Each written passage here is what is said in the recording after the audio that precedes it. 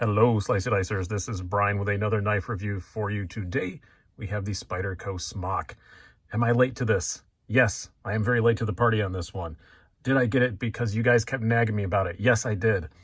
Is this review still timely? Yes, it is, because they were out of stock for quite a long time. They're back again at your favorite knife retailers everywhere. If you want to go to Southern Edge Knife Works, I know they have a couple in stock right now.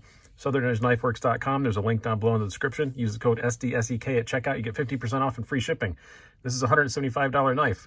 So that is not an insignificant amount of money that you're getting off from it, and free shipping and all that stuff. They ship FedEx. Everything comes really quick. Go check them out down below. But yeah, I got this in a trade. So this is not one of the brand new ones, but it was not used though. It was brand new when I got it.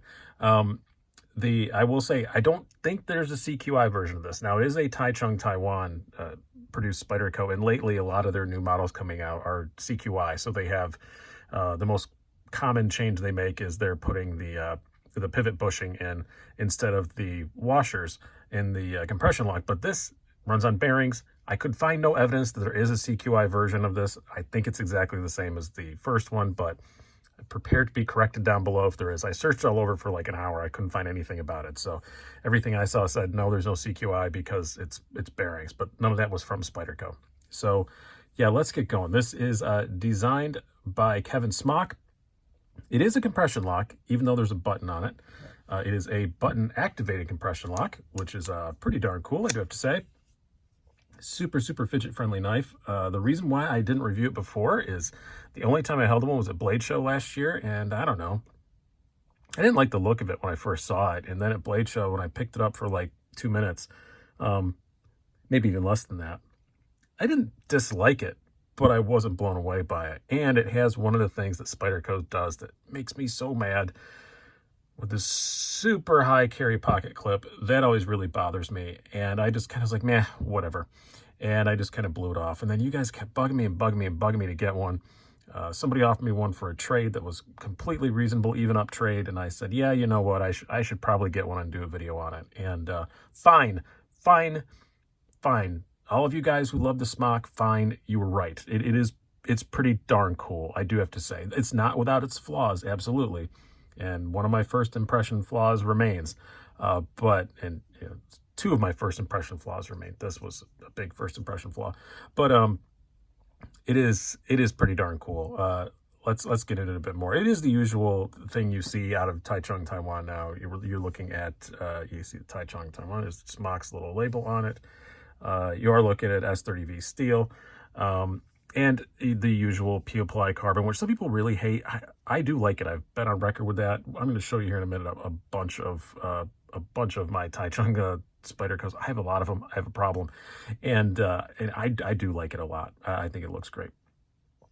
Some people really hate it, but I do like it. The cool thing about it, we'll get it to when I get to deployment, is you can deploy this in lots of ways. Think of one. You can probably do it. It is an outstanding little fidget knife. Hollow ground blade, which is fairly uncommon for Spyderco actually nowadays. Pretty thin behind the edge, about 18 thousandths. We'll get into that more when we get into the blade, but kind of the sheep's foot sort of design. A bit blocky looking, not the prettiest design ever, but it does kind of grow on you. I'll admit that. But let's do some specs and size comparisons before we get too much farther. You have an overall length of 7.9 inches, blade length of 3.4 inches, blade thickness of 0.12 inches, handle thickness pretty thin, 0.45 inches, and a weight of 3.65 ounces, according to my scales. So not too bad at all. That's with the pocket clip and all that stuff, obviously.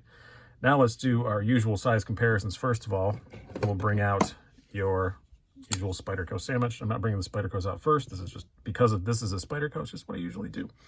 This is your PM2 and your Para 3. This one happens to be the lightweight version, but they're all the same size. Just a little bit shorter than PM2. Not much shorter at all.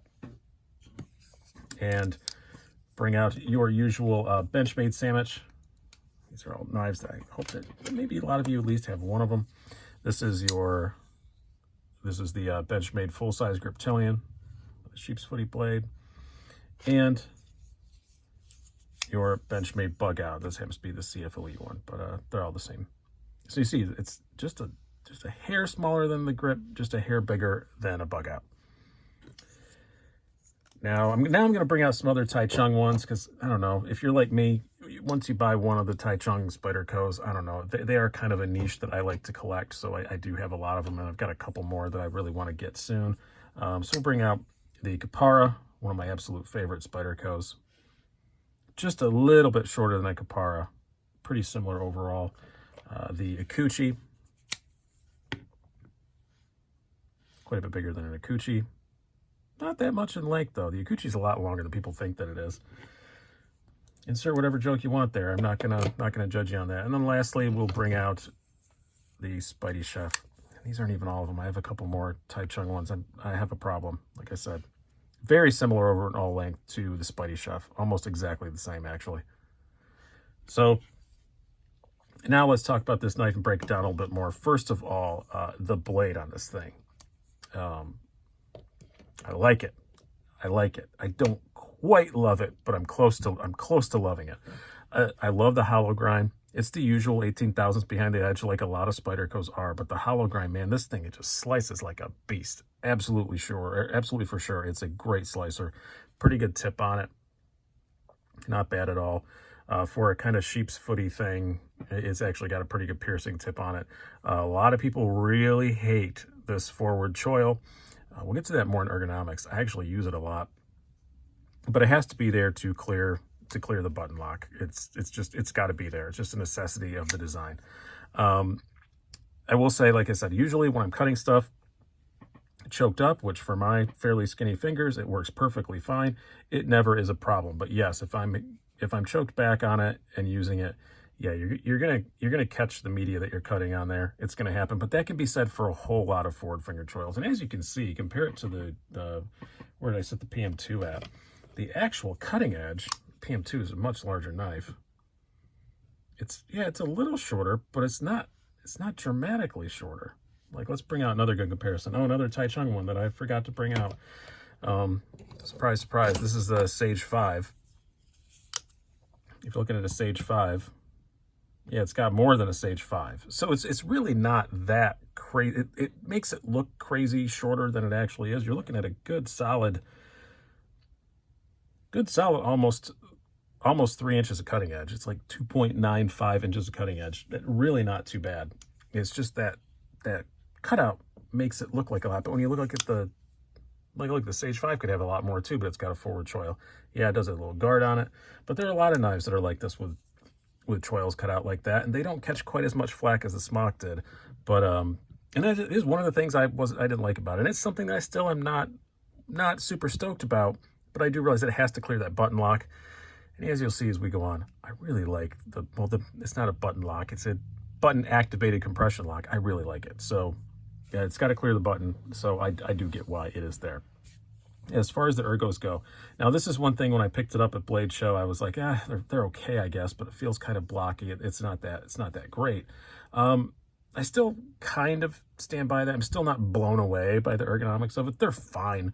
But Spydercos, you just expect amazing, where, on a scale of 1 to 10, this is a good solid, 7 3/4, where most Spydercos are 9s or 10s.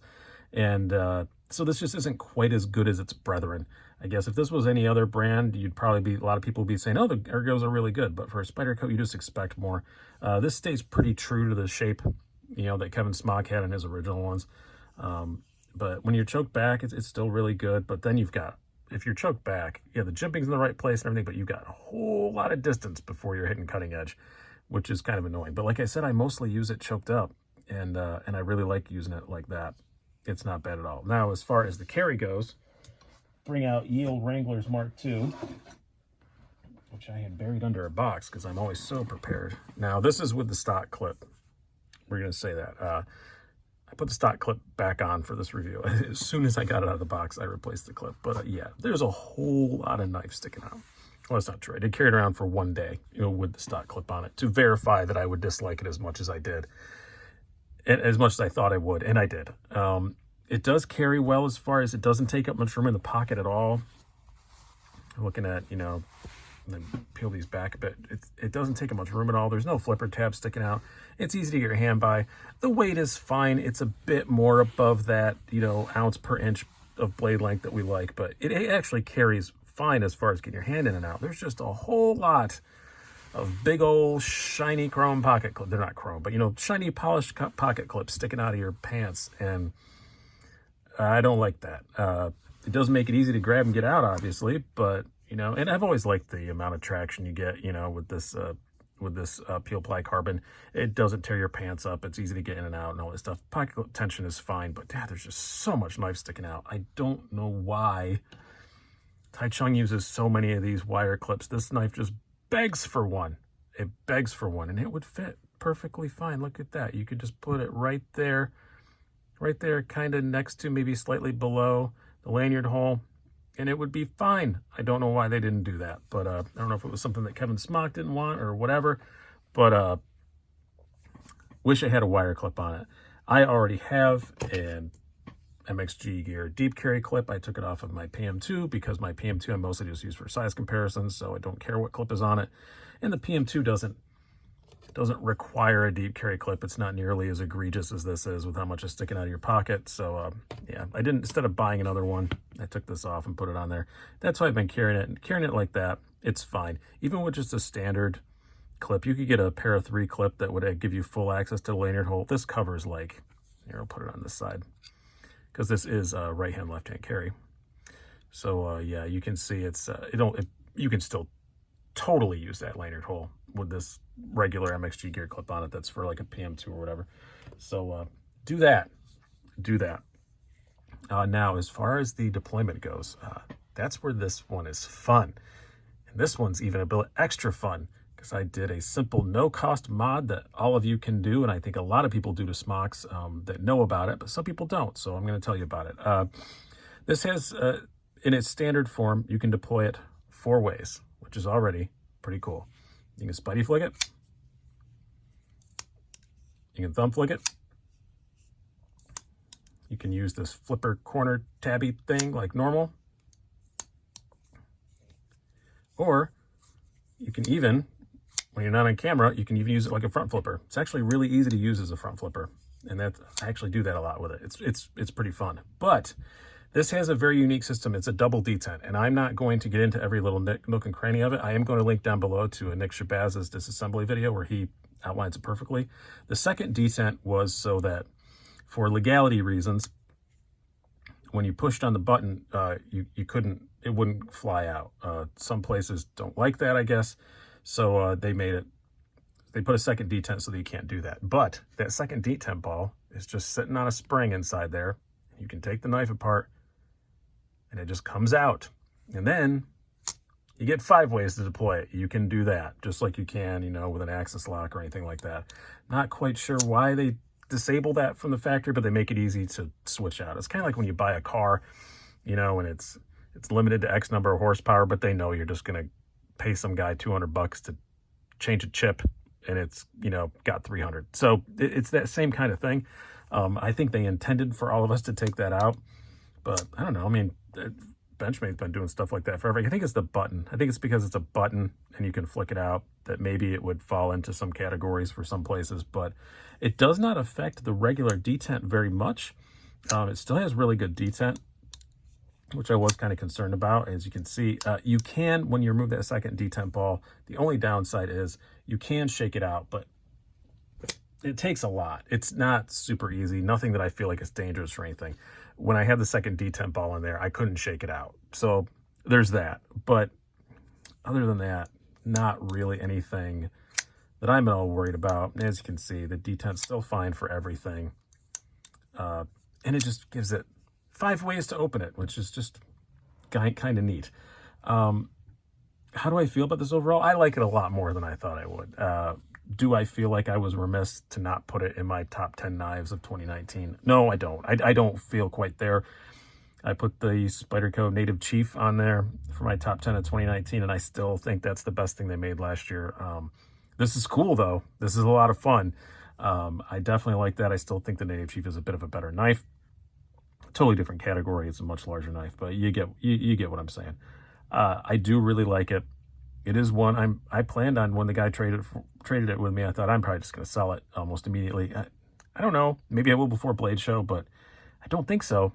I actually do like having it. And like I said, I have a Taichung thing. Maybe I've got kind of a catch-them-all sort of syndrome with them, but I do really like it a lot more than I thought I would. It is flawed, but a lot of fun. And yeah, they're $175. It's really not that horrible. It is S30V. It's getting up there definitely, but with all the fidgety stuff, all the engineering that goes into this, when you look at one, you're kind of like, no, I get why it's $75. Just change that pocket clip for God's sake. So plan on spending a decent pocket, it's like another $20. So it really is $195 for me. But maybe you don't care about that. I know some people carry them this way and like them, but me no like it. As soon as this video is over, I'm putting that clip back on. But really cool knife. Glad I got to check one out. Glad you guys bothered me enough to finally check one out. And they're available again. So go find you one. I've been Brian. Have a good one.